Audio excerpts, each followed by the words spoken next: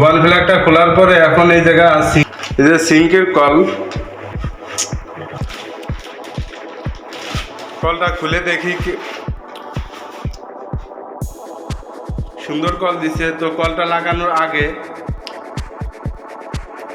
এখন এই যে এই মাথাটা খুলে নিতে হবে।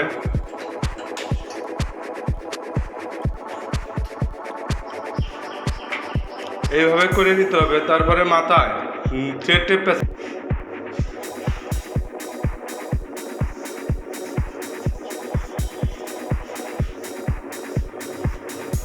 এভাবে থ্রেড টেপ পেঁচায় নিতে হবে।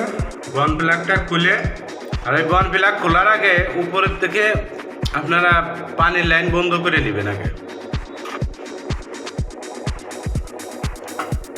তো আমরা সমস্যার ভিতরে পড়ছি, এই যে সিনটা লাগাইছে, সিন বসানোর আগে আমাদের এই কাজটা করা হয়েছিল। তো এটা সমান সমান করে দিছে।